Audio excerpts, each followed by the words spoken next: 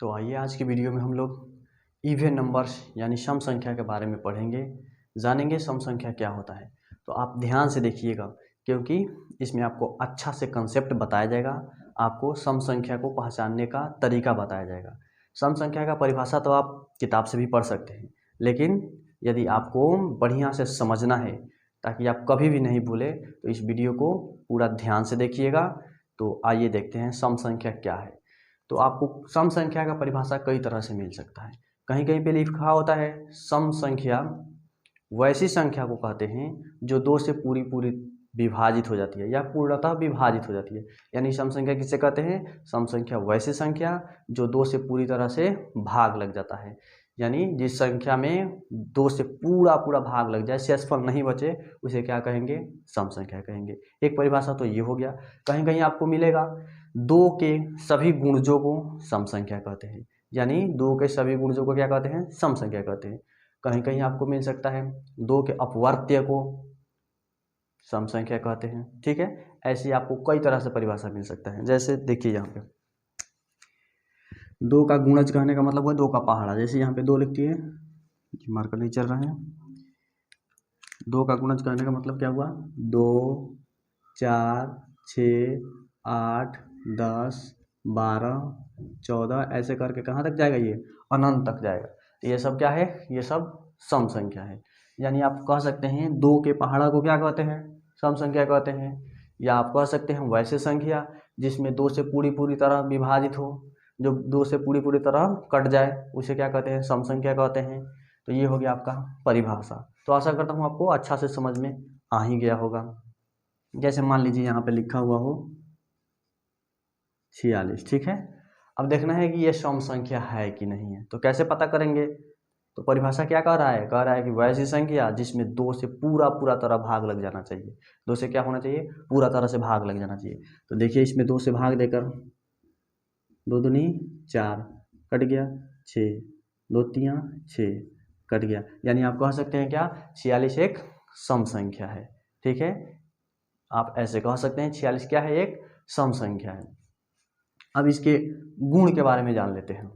सबसे छोटा सम संख्या क्या होता है? 2 होता है। और सबसे बड़ा सम संख्या को ज्ञात करना संभव नहीं है। क्यों नहीं है? क्योंकि ये 2 से शुरू होकर अनंत तक जाती है। यानी वैसे संख्या जो 2 से कटती जाएगी 14 भी कटेगा, 16 भी कटेगा, 18 भी कटेगा, ऐसे करके अनंत तक जाएगा। तो आपसे कोई पूछेगा सम संख्या मतलब सबसे बड़ी सम संख्या कौन है, तो आप कह सकते हैं इसको ज्ञात करना संभव नहीं है। लेकिन ये पूछा जाए कि सबसे छोटी सम संख्या कौन है, तो आप कह सकते हैं 2 है। तो आइए कुछ और इसके बारे में हम लोग विस्तार से जानते हैं। सबसे पहले इसका परिभाषा को नोट कर लेते हैं। ठीक है, तो आप देख सकते हैं सम संख्या का परिभाषा वैसी सभी संख्या जो 2 से क्या होती है? पूर्णतः विभाजित होती है। यानी पूरी तरह विभाजित हो जाती है, पूरा तरह से कट जाता है, उसे क्या कहते हैं? सम संख्या कहते हैं। जैसे में आप देख सकते हैं 4 भी है 2 से कट जाएगा, 18 भी है इसमें भी 2 से भाग लग जाएगा पूरा तरह, 100 है इसमें भी 2 से पूरा तरह भाग लग जाएगा। यहाँ पे 2 बार 100 दे दिए, यहाँ पे 200 लिख लीजिएगा, इसमें भी पूरा तरह से भाग लग जाएगा। यहाँ पे 560 है, इसमें भी पूरी तरह से भाग लग जाएगा। और आगे भी ऐसे करके बढ़ते जाएंगे तो सम संख्या मिलता जाएगा। या आप ऐसे भी कह सकते हैं 2 के पहाड़ा को क्या कहते हैं? सम संख्या कहते हैं। जैसे यहाँ पे लिखा हुआ है 2 4 6 8 करके ऐसे करके आगे बढ़ते जाएंगे तो ये सब क्या है? सम संख्या है। यहाँ पे नोट करके लिख सकते हैं सबसे छोटा सम संख्या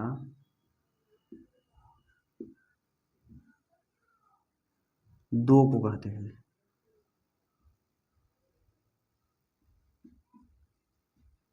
ठीक है, सबसे छोटा संख्या कौन है? 2 है। उसके बाद में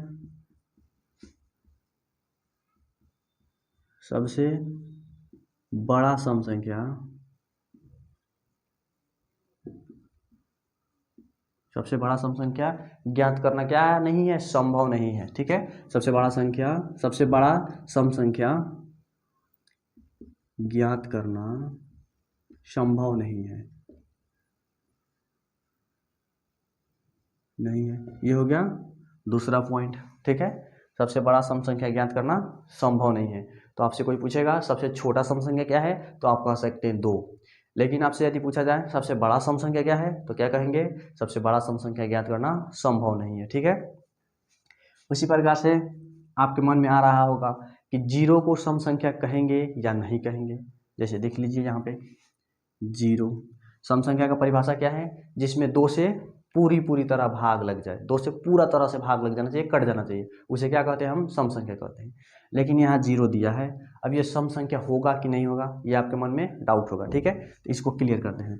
इसमें दो से भाग दीजिए, दो से, जीरो बार में कट जाएगा, कट गया। तो यानी कहने का अर्थ क्या हुआ, जीरो को हम लोग सम संख्या कहेंगे कि नहीं कहेंगे, तो जीरो को सम संख्या में नहीं माना जाता है, क्योंकि जब सम संख्या का परिभाषा को बनाया गया, जिस वक्त भारत के या विश्व के पूरे गणितज्ञों ने सम संख्या का परिभाषा दिया, तब उस वक्त जीरो का खोज नहीं हुआ था, इसीलिए जीरो को सम संख्या में नहीं माना जाता है। ठीक है, एक और बात आपको बता दें, यदि कोई भी संख्या माइनस में दिया हो, जैसे -4, -8, -10, ये सब सम संख्या होगा कि नहीं होगा, इस पर भी डाउट है। तो देखिए परिभाषा के नियम से तो इसको हम लोग सम संख्या मान सकते हैं। क्यों, क्योंकि देखिए इसमें दो से भाग दीजिएगा -4 में, तो कट जाएगा ये, -4 में दो से भाग देने पर -2 बार में कट जाएगा। ठीक है, ये कट जाएगा, यहाँ पे प्लस करेंगे, कट गया।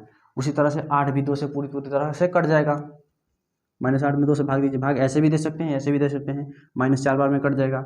उसी प्रकार से यहाँ पे 10 है, -10, इसको दो से भाग देंगे तो -5 बार में कट जाएगा। तो यानी कहने का अर्थ हुआ, इसको हम लोग सम संख्या कह सकते हैं, कहने के लिए तो कह सकते हैं, लेकिन इसको सम संख्या माना नहीं जाता है। ठीक है, तो इसको आपको ध्यान में रखना है। इसको आप लोग निगेटिव सम संख्या कह सकते हैं।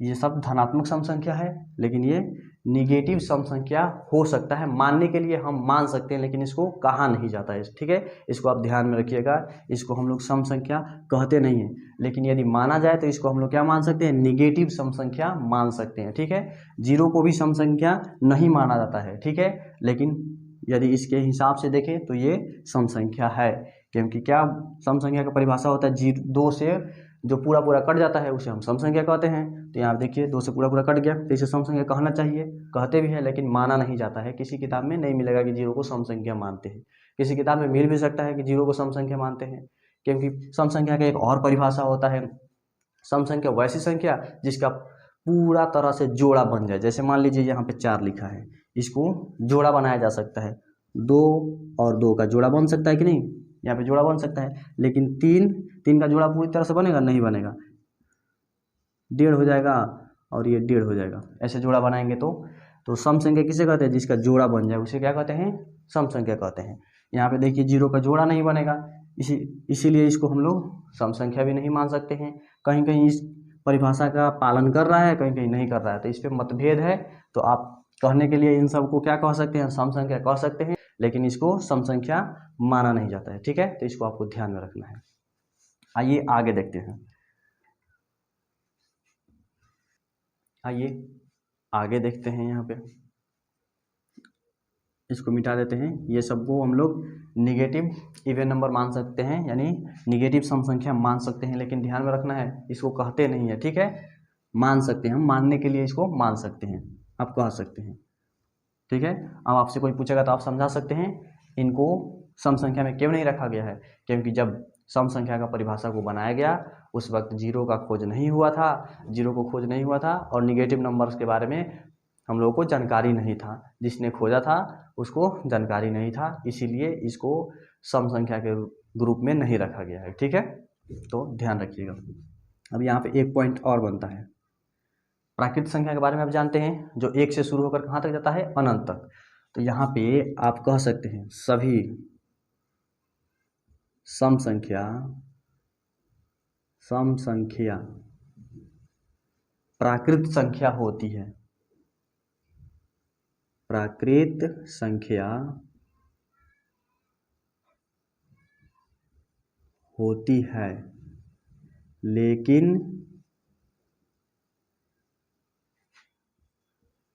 सभी प्राकृत संख्या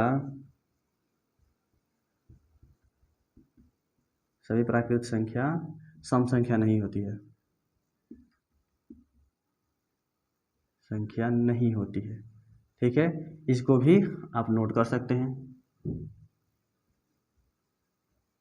जैसे में देखिए सभी प्राकृत संख्या क्या होती है, यहाँ पे देखिए सभी सम संख्या प्राकृत संख्या होती है, सभी सम संख्या प्राकृत संख्या होती है, लेकिन सभी प्राकृत संख्या सम संख्या नहीं होती है। कैसे?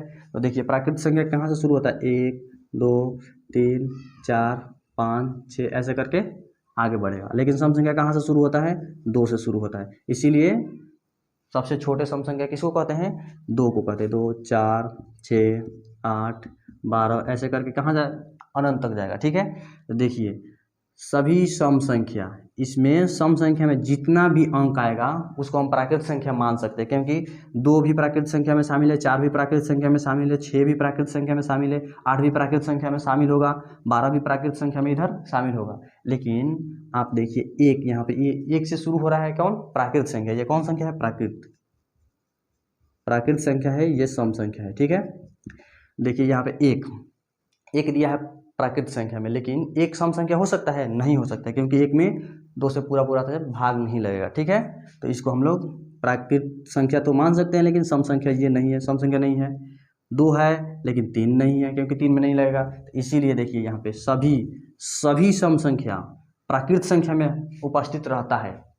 ये सभी सम संख्या प्राकृत संख्या में तो रहता है, लेकिन सभी प्राकृत संख्या सम संख्या में नहीं रहता है। देखिए 1 है, इसमें नहीं है, 3 भी नहीं है, 5 भी नहीं है, 7 भी नहीं होगा, 9 भी नहीं होगा। इसीलिए ऐसे हम कहते हैं सभी सम संख्या प्राकृत संख्या होती है, लेकिन सभी प्राकृत संख्या सम संख्या नहीं होती है। ठीक है, तो इसको हम मिटा देते हैं, आप इसको नोट कर सकते हैं। ठीक है, आगे देखिए आपसे पूछा जाएगा इसमें से कौन सम संख्या है, कौन विषम संख्या है, ऐसे पूछा जाएगा। तो विषम संख्या को हम लोग अगले वीडियो में पढ़ेंगे, लेकिन सम संख्या को पहचानने का तरीका दीजिए। जैसे छोटा छोटा दिया रहेगा तो आप पहचान सकते हैं, जैसे 20, 2 से भाग लग जाएगा 20 में, सम संख्या है। 40, 2 से भाग लग जाएगा, सम संख्या है। 100, 2 से भाग लग जाएगा, सम संख्या है। 8846, अब आप सोच में पड़ जाएंगे इसमें 2 से भाग लगेगा कि नहीं लगेगा, तो आप जाएंगे इसमें भाग देकर चेक करेंगे तो ज़्यादा टाइम लगेगा। लेकिन इसको आसानी से कैसे हम लोग देखते मात्र में ही पहचान सकते हैं, केवल देख कर ही पहचान सकते हैं कि सम संख्या है कि नहीं है। तो इसके लिए आपको कुछ नियम को लिखना पड़ेगा। ठीक है, तो आइए उस नियम को लिखते हैं। यहाँ पे स्टार देकर या हैच देकर लिखिएगा। कैसे, यदि किसी संख्या के इकाई स्थान पर,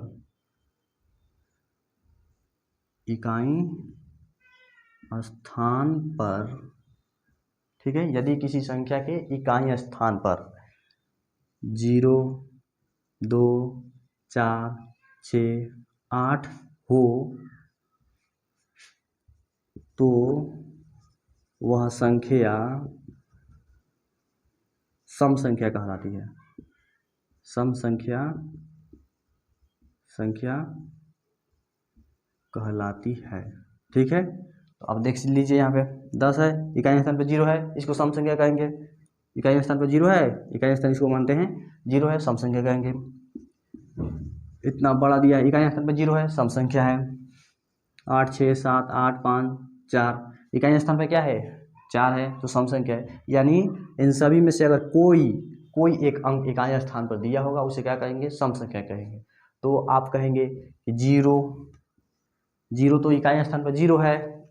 ठीक है, तो इसको हम सम संख्या कह सकते हैं, नहीं कह सकते हैं, क्योंकि 0 को कोई अंक नहीं माना जाता है। ठीक है, और आगे भी बताए हैं, इसको आप मान भी सकते हैं, नहीं भी मान सकते हैं। क्यों, तो क्योंकि इसमें 2 से भाग लग जाता है, तो इसको आप अपवाद में रख सकते हैं। ये एक अपवाद है, अभी तक ये क्लियर नहीं हुआ है कि ये सम संख्या है कि विषम संख्या है। ठीक है, इसको ऐसे ही रहने दीजिए। ठीक है, आपको बस एक 0 को छोड़ देना है, एक 0 को छोड़ देना है, उसके बाद में जितना भी संख्या मिलेगा उस पर आप इसको अप्लाई कर सकते हैं। ठीक है, कितना भी बड़ा दिया हो, यहाँ से लेकर वहाँ तक लिखा हो इतना बड़ा, और आपसे पूछ दिया जाए क्या बताइए ये सम संख्या है, तो आप चुटकियों में 1 मिनट में बता सकते हैं। क्या करना है, आपको बस इतना याद रहना चाहिए, इकाई स्थान पे क्या रहना चाहिए, 0 2 4 6 8 में से यदि कोई संख्या दिया गया हो तो वो सम संख्या अवश्य ही होगा। तो हमें इधर से कोई मतलब नहीं है, इधर देखना ही नहीं है, इकाई अंक पर देखना है। इकाई अंक को क्या है, 8 है, 8 को सम संख्या कहते हैं, तो ये सब सम संख्या है। इसमें 2 से भाग देकर देखिएगा, पूरी तरह से आराम से कट जाएगा। ठीक है, तो आप बता सकते हैं कितना भी बड़ा हो। आप बताइए इसको क्या कहेंगे, सम संख्या है कि नहीं है, क्योंकि कहीं स्थान पे 6 है। तो आशा करता हूँ आपको अच्छा से समझ में आ गया होगा। तो अगले वीडियो में हम लोग पढ़ेंगे विषम संख्या के बारे में। ठीक है।